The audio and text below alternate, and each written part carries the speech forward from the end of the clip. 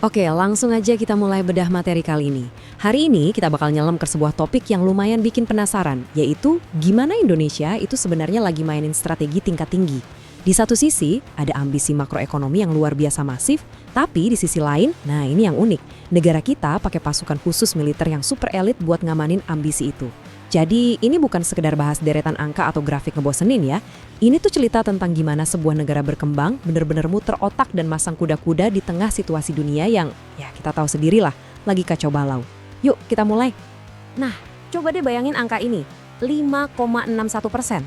Kelihatannya sederhana ya, tapi angka pertumbuhan ekonomi ini bener-bener luar biasa kuat, sampai-sampai sukses bikin para pemimpin global dan investor di World Economic Forum tahun 2026 pada noleh semua. Maksudku, coba pikirin, di saat banyak banget negara maju yang lagi ngos-ngosan ngehindarin jurang resesi gara-gara tensi geopolitik, ekonomi kita justru lari kencang. Terus pertanyaannya sekarang, kok bisa? Gimana caranya mereka ngelakuin ini? Yang bikin tambah menarik, Presiden Prabowo waktu itu dengan bangganya ngutip pernyataan resmi dari IMF. Mereka nyebut ekonomi kita ini sebagai a global bright spot.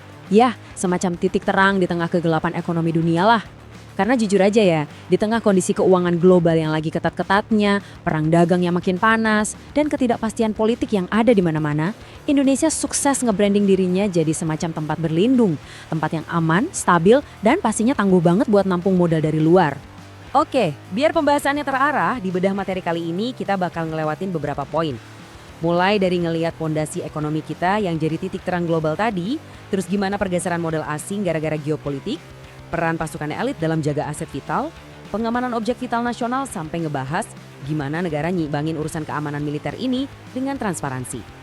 Ujung-ujungnya kita bakal lihat gimana ini semua nyambung ke visi besar jalan menuju 2045. Sip, kita masuk ke bagian pertama dulu nih. Kita bakal bongkar apa aja sih fundamental ekonomi yang bikin ketangguhan kita ini diakui dunia sebagai titik terang. Jadi gini, pengakuan internasional itu kan gak mungkin datang cuma dari rasa optimis yang kosong kan? Pasti ada data kerasnya. Dan ini semua berakar dari kebijakan fiskal yang benar-benar luar biasa disiplin. Bayangin aja, inflasi berhasil dijaga anteng di kisaran 2%. Defisit anggaran pemerintah juga dikunci rapat, gak boleh lebih dari 3% dari produk domestik bruto. Dan ini nih yang paling krusial. Kalau kita lihat sejarahnya, Indonesia itu nggak pernah sekalipun gagal bayar utang. Never. Rekam jejak yang benar-benar bersih tanpa cacat ini tuh semacam sinyal kredibilitas tingkat tinggi buat pasar internasional. Ibaratnya kita ngasih tahu mereka, tenang aja, duit kalian aman di sini. Lanjut ke bagian kedua. Sekarang kita coba tarik sedikit sudut pandangnya keluar. Gimana sih ketegangan geopolitik dunia itu sebenarnya malah bisa kita manfaatin buat narik foreign direct investment atau investasi asing? Kalau kita bedah dari berbagai temuan jurnal akademik terbaru, ada satu paradoks yang menurutku lumayan bikin kaget. Gini, di satu sisi, ketegangan global, kayak perang dagang atau konflik antar negara, itu kan nyiptain ketidakpastian yang bikin modal-modal raksasa kabur ketakutan.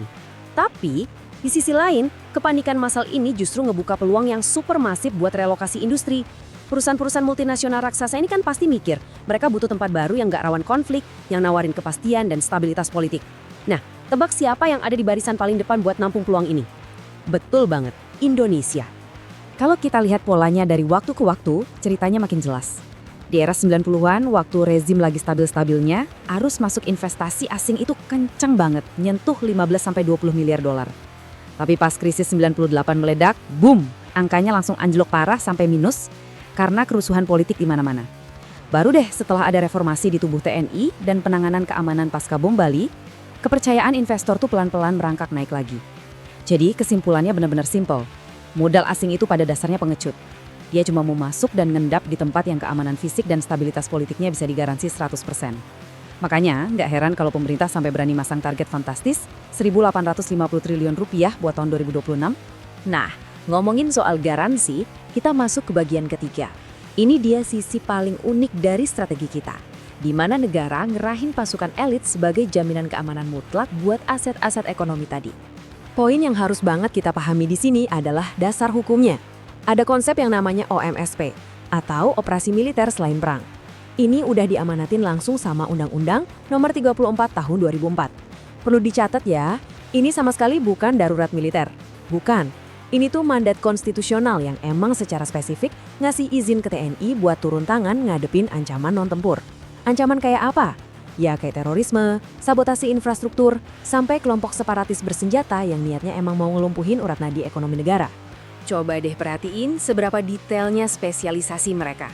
Militer kita itu bener-bener udah ngotak-ngotakin pasukan elitnya buat ngecover semua lini. Darat, laut, sama udara. Di darat kita punya Sat 81 dari Kopassus yang jagoan banget urusan kontraterorisme dan pembebasan sandera.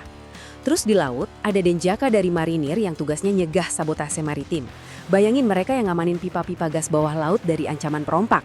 Terus di udara ada Sat Bravo 90 dari Angkatan Udara yang standby ngamanin bandara dari aksi pembajakan. Sinergi dari ketiga pasukan elit ini benar-benar ngebentuk semacam perisai pelindung yang solid banget buat nangkis ancaman-ancaman asimetris. Dan kalau kalian mikir reputasi pasukan-pasukan ini dibangun semalaman, oh tentu tidak. Ini udah melegenda banget. Kalau ditarik mundur, sejarahnya berakar dari satu insiden super dramatis di tahun 1981. Pembajakan pesawat Weila di Bangkok. Momen itulah yang jadi cikal bakal dibentuknya Sat 81 sama tokoh-tokoh yang sekarang kita kenal punya pengaruh luar biasa. Kayak Luhut Binsar Panjaitan dan Prabowo Subianto. Keberhasilan operasi pembebasan sandera waktu itu benar-benar rapi, presisi tinggi, dan langsung melesatkan standar sekaligus reputasi militer Indonesia di mata dunia internasional, khususnya dalam operasi anti-teror. Oke, sekarang masuk ke bagian keempat. Kita bakal lihat lebih dekat sebenarnya apa sih yang dijagain mati-matian sama pasukan elit ini tiap harinya. Inilah yang disebut pusat gravitasi negara. Jadi negara kita itu melabeli aset-aset ekonomi super jumbo ini sebagai OPVITNAS, singkatan dari Objek Vital Nasional. Dalam kacamata strategi militer, objek-objek ini dianggap sebagai Center of Gravity, alias pusat gravitasinya negara. Maksudnya gini, kalau sampai operasional aset-aset ini keganggu dikit aja, apalagi sampai berhenti total, efek dominonya itu gila-gilaan. Perputaran uang bisa macet, kemakmuran bangsa terancam, bahkan pekerjaan dan kehidupan sehari-hari kita juga bisa ikut-ikutan berantakan. Kalau kita bedah sektornya, kelihatan banget ada kolaborasi yang super terstruktur antara perusahaan dan aparat. Di sektor energi misalnya, militer itu standby jaga kilang dan pipa-pipa gasnya Pertamina dari ancaman sabotase. Terus di sektor tambang, yang nilainya bisa miliaran dolar itu, mereka ngamanin wilayah operasional PT Freeport di pedalaman yang emang rawan serangan bersenjata. Dan di infrastruktur udara, mereka ngejaga wilayah otoritas Angkasa Pura. Secara nggak langsung, negara tuh lagi nyulap kesiapan tempur militernya jadi semacam polis asuransi bernilai triliunan buat ngehindarin kerugian finansial yang masif. Bener-bener simbiosis yang krusial kan? Dan tahu nggak, strategi ini tuh bukan semacam operasi rahasia yang ditutup-tutupin loh. Menteri Investasi kita, Pak Bahlil Lahadalia, bahkan ngomong belak-belakan di depan publik. Beliau ini full support soal kehadiran militer buat nyegah sabotase. Kenapa? Karena di mata pemerintah, stabilitas fisik di lapangan itu nilainya sama persis sama perlindungan aset. Faktanya nih, kolaborasi keamanan macam ini baru aja sukses nyelamatin aset negara senilai 11,42 triliun rupiah. Angka yang luar biasa gede kan? Dari jeratan masalah lahan dan perizinan. Jadi jelas, keamanan fisik itu equal dengan kepastian ekonomi. Tapi tunggu dulu, urusannya nggak sesederhana itu. Kita masuk ke bagian kelima. Ngehadiri militer di ranah sipil dan bisnis itu ngebawa komplikasi historis yang lumayan berat. Dan kita harus ngebahas ini secara seimbang dan imparsial. Di satu sisi, ada laporan-laporan kritis dari LSM internasional kayak Global Witness yang nggak bisa kita tutup mata. Mereka ini secara konsisten nyorotin masalah-masalah yang cukup serius. Mulai dari tudingan soal pelanggaran hak asasi manusia di masa lalu, sampai, nah ini yang paling sering disorot, kurangnya transparansi soal kesepakatan finansial antara perusahaan tambang multinasional dan aparat keamanan negara yang ditugasin di sana. Isu-isu tentang potensi dana yang nggak terlaporkan ini tuh bener-bener jadi kekhawatiran yang nyata banget di mata komunitas internasional. Jadi, disinilah letak tarik ulurnya, the ultimate balancing act. Kalau kita lihat imbangannya, di satu sisi emang ada manfaat keamanan yang nggak bisa dibantah. Militer bikin teroris mikir 2 kali, ngejaga stabilitas rantai pasok global, dan yang paling penting buat iklim investasi, ini sukses nurunin biaya asuransi risiko politik. Tapi di sisi sebelahnya, keprihatinan soal transparansinya juga berat. Ada dugaan soal pembayaran terselubung, sejarah kelam di area konflik, dan kebutuhan mendesak buat ngadain audit yang benar-benar independen. Nah, ini benar-benar soal gimana nyiimbangin cuan keamanan dari sabotase sama tuntutan akuntabilitas hukum. Nah, buat ngatasi rentetan kekhawatiran tadi, sekaligus ngasih rasa aman buat komunitas bisnis global, pemerintah Indonesia nggak tinggal diem. Mereka sekarang lagi aktif banget ngedorong yang namanya reformasi hukum militer. Terus prakteknya gimana? Mereka mulai nancepin nilai-nilai hak asasi manusia dan pedoman hukum internasional langsung ke dalam doktrin operasional prajurit di lapangan. Tujuan utamanya simpel tapi krusial, buat ngebuktiin ke dunia kalau ngamanin aset negara itu sangat bisa dilakukan dengan profesionalisme militer modern dan terhindar dari kesan represif. Terakhir, kita masuk ke bagian ke-6. Kita bakal tarik benang merahnya.